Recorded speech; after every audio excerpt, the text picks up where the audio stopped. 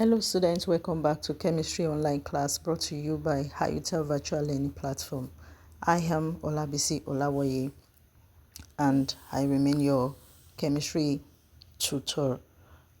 In the previous video, we've treated some nature of liquids and solids, and now we are looking at a very important topic, that is intermolecular and interatomic bond. This topic has been carefully selected from the WAEC syllabus, and questions will be treated, WAEC questions will be treated at the end of this class. So you're expected to be able to describe the nature of intermolecular forces and intramolecular forces or interatomic forces and their properties on their effect on metals. Now, the properties of a solid are directly influenced by the types of intermolecular and interatomic bonding within a structure. Stronger bonds generally leads to a higher melting point, because when a solid is high or strong, it requires high temperature to melt it, while weaker bonds really result into softer, low melting solids.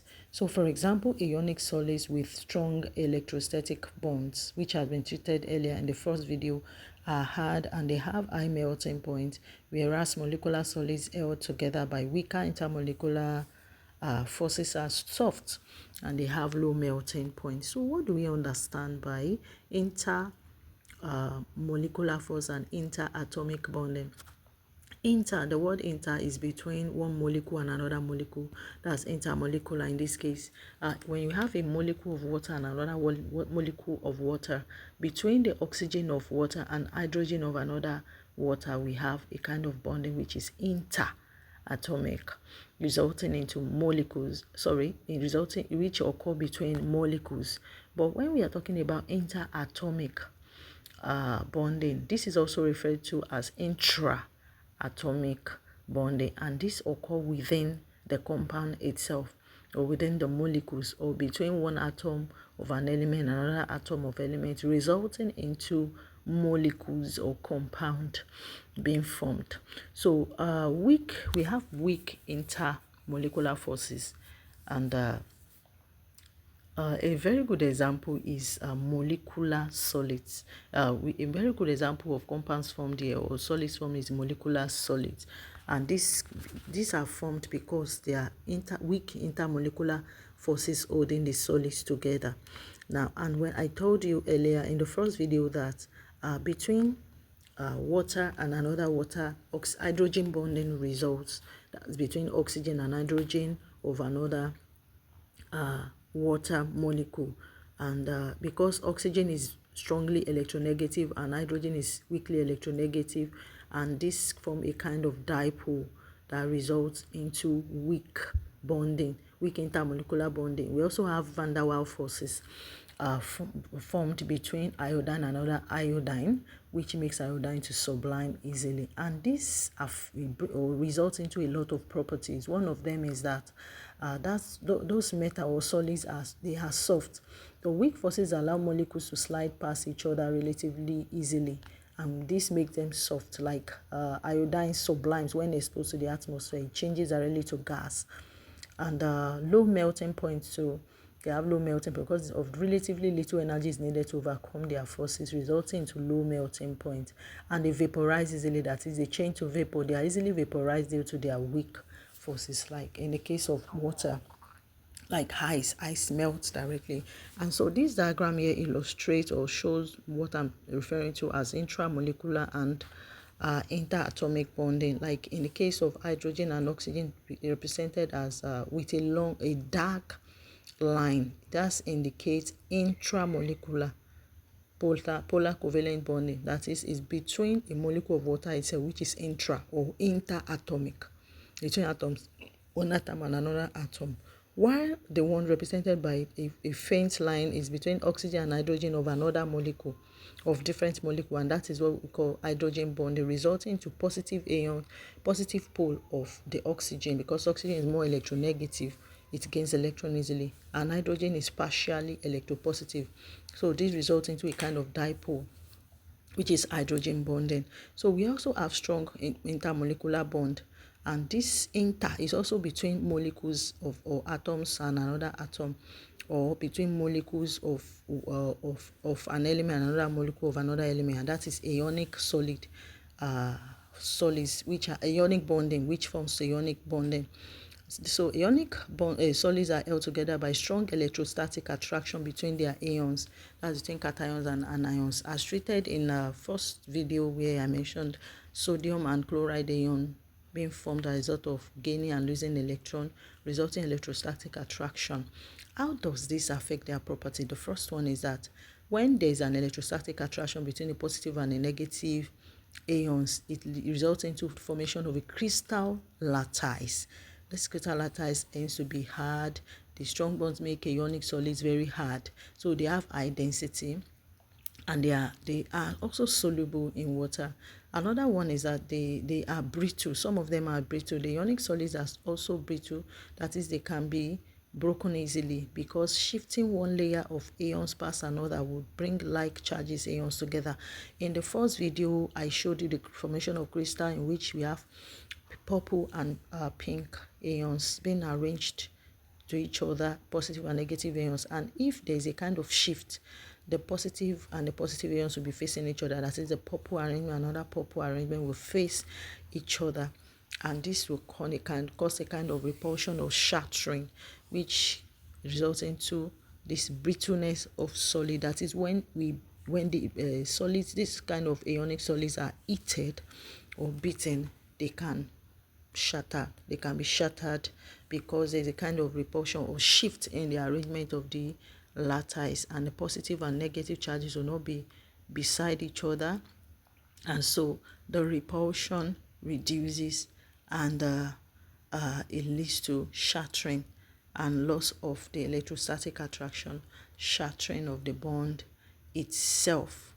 And this is a very interesting topic, because the pure knowledge of bonding itself, that's chemical bonding, there's a video on that. This is majorly on the different kinds of chemical combination has been treated, though we are still, could see here that we are still referring back to chemical combination. This chemical combination knowledge will help you to understand the properties of metals in detail. So I've talked about their hardness, the hardness of ionic solids, the brittleness of ionic solids, unlike that of weak intermolecular force like van der Waals force and hydrogen bonding, which occur in compounds that makes them to sublime easily, they vaporize easily, then that makes them to have a low melting point because of the weak force that is holding them together, and also makes them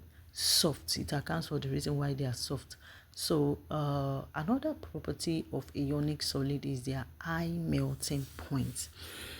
Because solids generally, ionic solids are formed between sodium ion and chloride ion, in which sodium transfer or gives out its valence electron, that's the last electron on the shell, that completely to chlorine, which has 7 valence electron, that is 7 on the last shell, and it gains 1 to make it 8. And so when this happens, they turn into ions. Ordinarily, they were in form of atoms, but after giving out their ions, their electrons, sodium becomes positively charged, while chlorine, after receiving the electron, it becomes negatively charged. So ions are formed as a result of this complete transfer of electron, which is known as ionic bonding or electrovalent bonding. So because of this, these compounds tend to have a high melting point, just like I said, apart from the fact that they are hard because of the crystal lattice formed between them. They also have high melting point as a result. Significant energy is required, therefore, to break the strong ionic bonds, which result as a result of electrostatic attraction between the positive ion and the negative ion of the compound. And these compounds also are soluble. I can't see the reason why they are soluble. Another solid here is covalent network solids. Atoms are linked by a network of covalent bonding. In covalent bonding, there is a kind of sharing.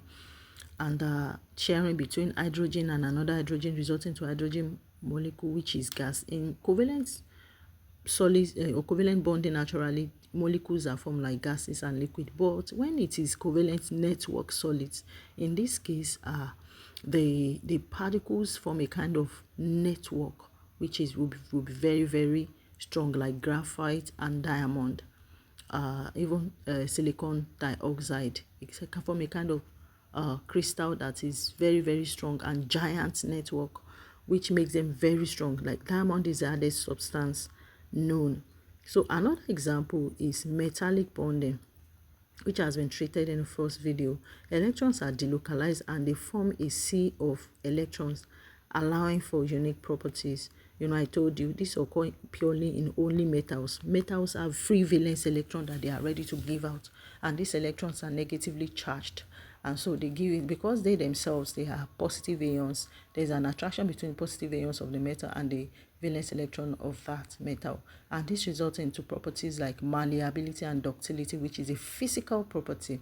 Malleability means they can be beaten into tin sheets, that you can beat a metal into tin sheets, and you can also draw them into thin wire, like ductility, which is ductility. The delocalized electrons allow the metals atom to slide past each other, enabling them to be hammered into tin sheets and or drawn into wire. So they also have high thermal and electrical conductivity, that is, they are good conductors of heat and electricity. Delocalized electrons are free to move and carry energy or charge, which allows them to conduct electric current. They also have lustrous property. They are lustrous. Electrons can absorb and re-emit light, giving metals a shiny appearance. That is, they shine when they are polished as a result of the electron being able to re-emit light or bring out light. So this is a full representation of how metallic bonding are formed. And we see here, no, the only property that doesn't fit into this is, say, sonorosity. You know that metals are also sonorous, that is, they give sound when beaten. They give a very thin and continuous sound when beaten. And so that leads us to interatomic bonding and the properties of solids. What do we understand by interatomic?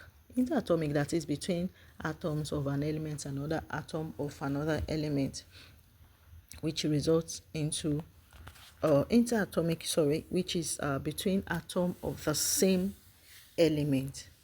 And what are the examples and the effects of this? As described earlier, I said when we have bonding between the same atom of the same element, we call it intra if it is within. And between hydrogen and hydrogen, between nitrogen and nitrogen to form nitrogen gas, between oxygen and oxygen to form oxygen, between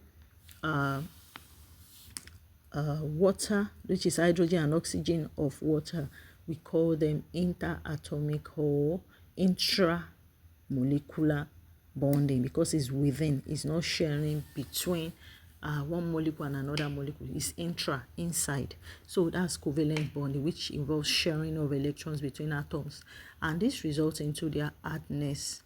Strong covalent bonds can lead to a very hard, like solids like diamond. That's between carbon and another carbon, continuing like that. So that results into a kind of giant or crystal network, which is diamond, and that accounts for the reason why diamond has what? A very hard property. Is very very the hardest substance known, and can be used even as abrasive to cut other elements. They also have high melting point because of the giant crystal formed as a result of the covalent bonding.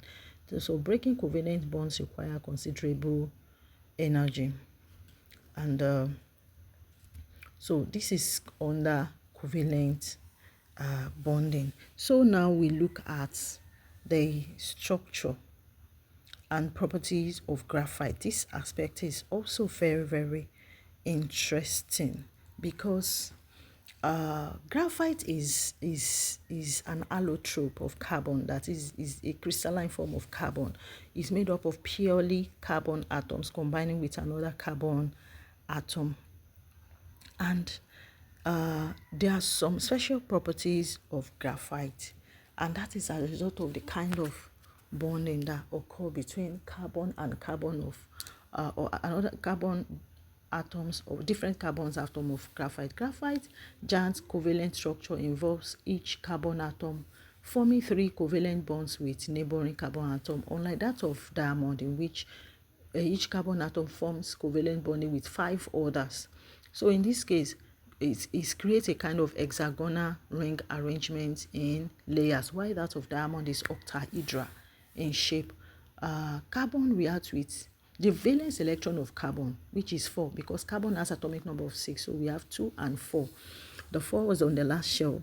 Out of the 4 valence electrons, 3 of it react with another 3 carbon close to it, leaving 1 free valence electron in each case. So these layers are held together by weak intermolecular forces. That is, when carbon reacts with another carbon, we have covalent bonding, which is sharing.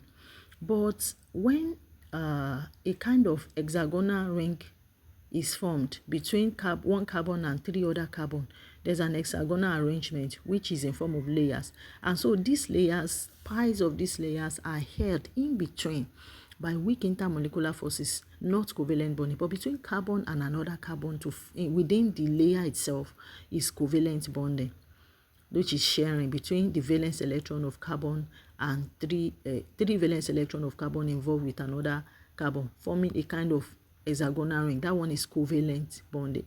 But between the hexagonal ring and another hexagonal ring, which are in form of layers, there is a weak intermolecular force.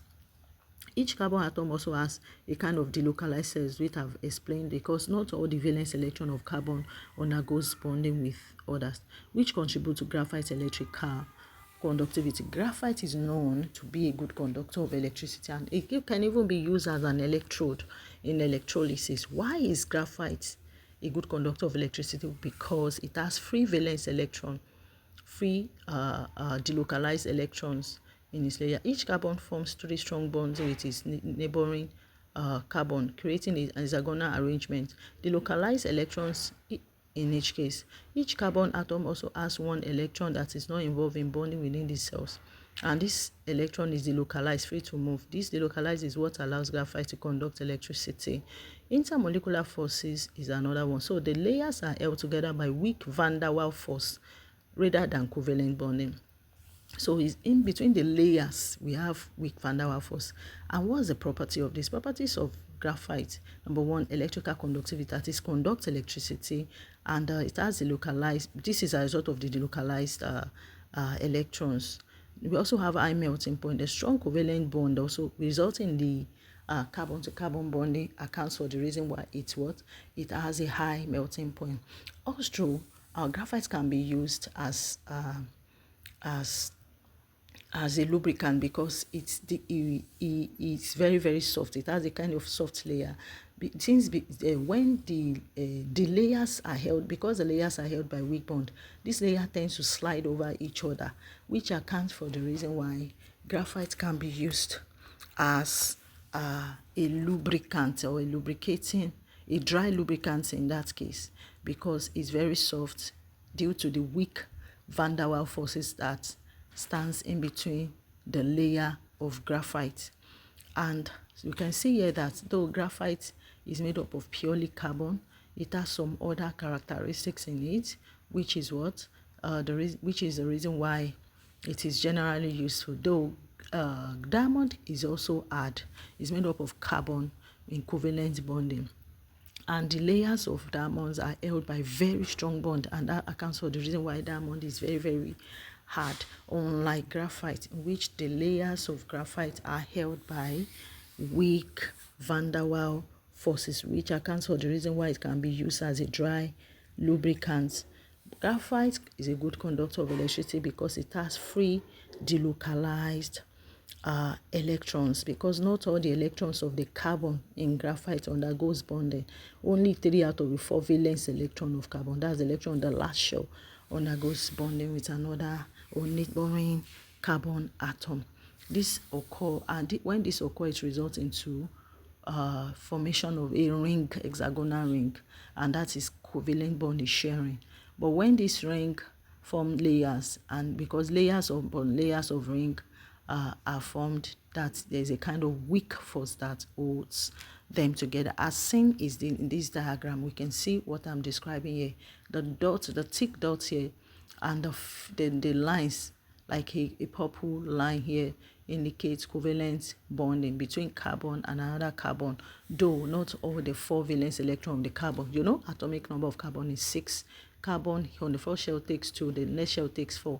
Out of the 4 valence electron, 3 of the bonding of the electron that goes bonding with a neighboring carbon, resulting into covalent bonding, that is sharing. And when this happens, we have like one carbon reacting with 3 other carbon to form a kind of ring.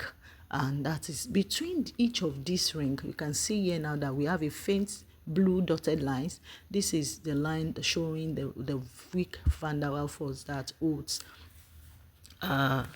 graphite together. Is held by weak van der Waals force in between, and that accounts for the reason why the layers tend to slide over each other, and graphite can be used as a dry lubricant because of this weak van der Waals forces that hold the layers together, making them to slide over each other. While graphite itself has a melting point because it's held by strong covalent bond between the atoms, and it's also a good conductor of electricity because it has free mobile electrons in each case. And that leads us to the end of the class. Now we're going to treat WAEC revision questions from the past question. I want you to pause the video, treat these questions, then let's come together to give the answers to the questions all together. The first one here is that which of the following statement is correct? A covalent compounds would readily ionize in solution. B. Covalent compounds consist of ions. C. Hydrogen bond is formed between metal and a non-metal.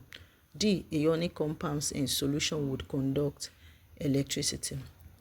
The best answer is option D, because looking at the first option, covalent molecules, there is nothing like ions being formed in because they're sharing between different atoms. So covalent compounds consist of ions. No, that's option B. Is also not true.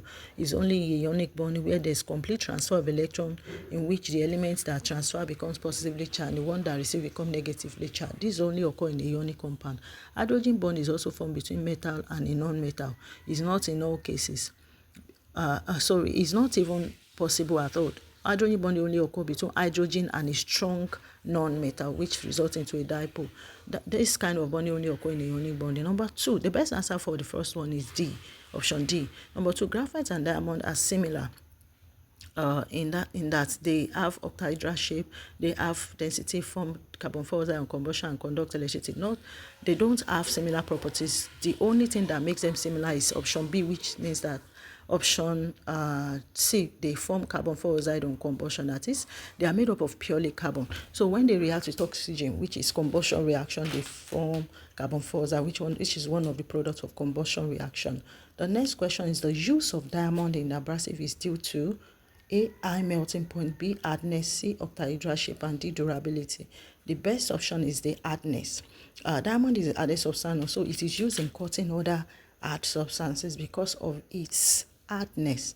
Though diamond and graphite, they all have high melting point because of the covalent bonding or formed between them. So the only thing that is different is that diamond is very hard and is the hardest substance. No, it has an octahedral shape, and unlike graphite that has a tetrahedral shape. So the only property that fits into this usefulness is option B, which is its hardness. And this question is taken from 2017, number 20.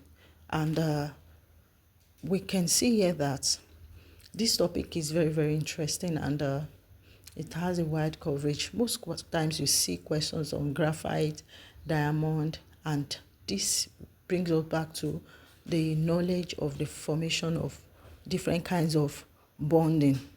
or chemical combination. So let's move to the next question, the second to the last question. The crystal layers in graphite are held together by what? A, covalent bonding, B, electrostatic forces, C, ionic bond, D, van der Waals force. As treated earlier in the video, the crystal layers are held together by van der Waals forces, while the carbon to carbon bonding in graphite are held by covalent bond. So the best answer is option D, which is a very weak force. And the last one here is hydrogen bonds are formed between molecules containing a hydrogen atom bonding to what? I've answered this before earlier. Option A, strongly electronegative atom. B, non-polar species. C, diatomic elements. And D, complex ion. The best answer is what? A strongly electronegative atom.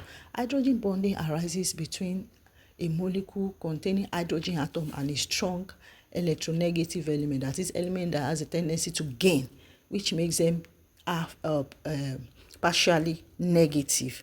And then the hydrogen, so being a weak electropositive element, also becomes partially positive. So it must occur between hydrogen gas and a strong non-metal, like an electronegative element that is very, very strong, which results into a form of dipole, that is two poles, positive and negative differences. And there must be a large difference between them, which results into hydrogen bonding. Hydrogen bonding is a very weak bonding, and the best option here is option A. Option A. I want to commend your effort to waiting till the end of the class. I wanted to treat more questions concerning this. Also expose yourself to some JAM questions related to this topic. I wish you all the best in your exam. Bye.